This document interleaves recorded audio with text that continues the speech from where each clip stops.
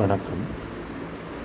இங்கே double your investment அப்படின்னும் அல்லது நீங்கள் கொடுக்குற பணத்திற்கான திரும்பி நீங்கள் பெறக்கூடிய, அதாவது ஒரு தொகையை நீங்கள் முதலீடு செய்கிறீங்க.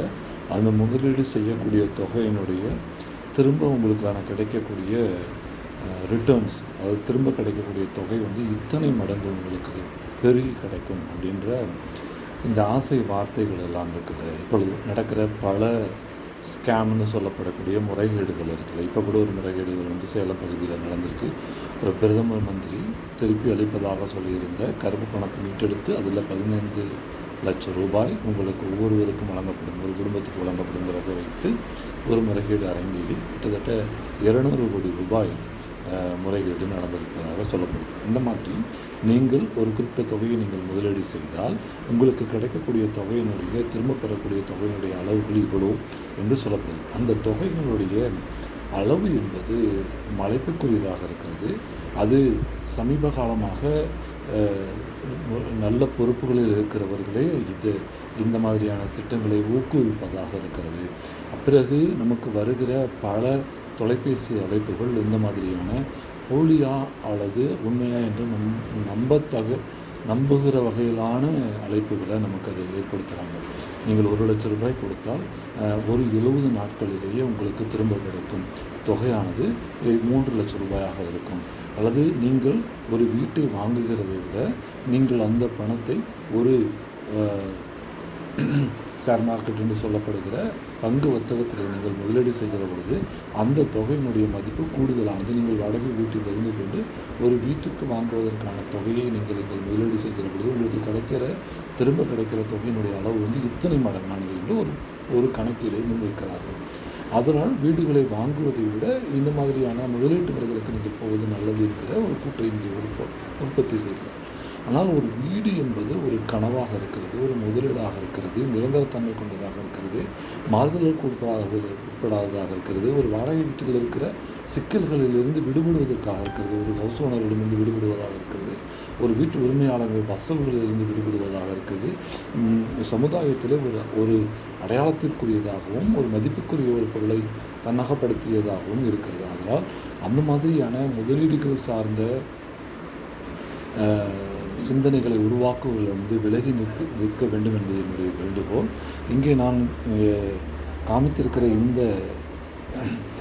சார்ட் என்பது ஒருவருடைய நியாயமான ஒரு பணம் இரட்டிப்பாவது எப்படி சாத்தியக்கூறாகும், அதாவது அந்த வட்டி விகிதங்களின் அடிப்படையில் எத்தனை வருடங்களில் அது இரட்டிப்பாகக்கூடிய தன்மை கொண்டது என்பது தான் இதுதான் பேசிக், இதுதான் நிரந்தரமானது அல்லது உறுதிப்படுத்தப்பட்டது. இதை எடுத்து வேறு எந்த வகையான முதலீடுகளாக இருந்தாலும் சரி, அது பங்கு வர்த்தகங்களிலே முதலீடுகளை ஈட்டியதாக சொல்பவர்களை தான் நாம் பார்க்கிறோம் ஒழிய அதில் முதலீடு ஈட்டி நல்வாழ்க்கை பெற்ற ஒரு நடுத்தர வர்க்கத்தை சார்ந்தவர்களை நம் கண்களிலே கண்டதில்லை. வெறும் பெரு நிறுவனங்கள் முதலீடுகளை பெற முடிகிறது. அம்பானி மாதிரியானவர்கள் பங்கு வர்த்தகத்தில் ஏற்படக்கூடிய மாற்றங்களினால் அவருடைய சொத்து மதிப்பு உயர்வதை நம்மால் காண முடிகிறது. சத்தியம் கம்ப்யூட்டர்ஸ் மாதிரியான நிறுவனங்களுடைய பங்குகள் வீழ்ச்சியினால் அவர்கள் நடுத்தருவுக்கு வருவதையும் மல்லையா மாதிரியான ஆட்கள் வீழ்ந்து போவதையும் பார்க்க முடிகிறதே ஒழிய ஒரு பங்கு வர்த்தகத்தில் முதலீடு ஏற்படுத்தின ஒரு ஷார்ட் டேர்ம் இன்வெஸ்ட்மெண்ட்டாக இருக்கலாம், அதாவது குறுகிய முதலீடாக இருக்கலாம், அல்லது நிதிய முதலீடுகளாக இருக்கலாம். அந்த முதலீடுகளில் லாபங்களை பெற்று அதன் அடிப்படையில் தன் வாழ்வாதாரங்கள் பெருக்கிக் கொண்டவர்களை நாம் பார்க்க முடிவதில்லை. மேலை நாடுகளில் அது இன்னும் சாத்தியமாக இருக்கலாம். இந்திய மாதிரியான வளரும் நாடுகளிலே அது மிகப்பெரிய அளவுக்காக இல்லை. இது கவர்ச்சிகரமான முதலீடுகளை சார்ந்த விளம்பரங்களை யார் எழுப்பினாலும் சரி, எந்த நபர் எழுப்பினாலும் சரி, அவர் எவராக இருந்தாலும் சரி, நம்பாதீர்கள். அது அத்தனையும் மாறுதல்பட்டவை. உங்களுடைய பணம் உங்களுடையதாக இருக்காது.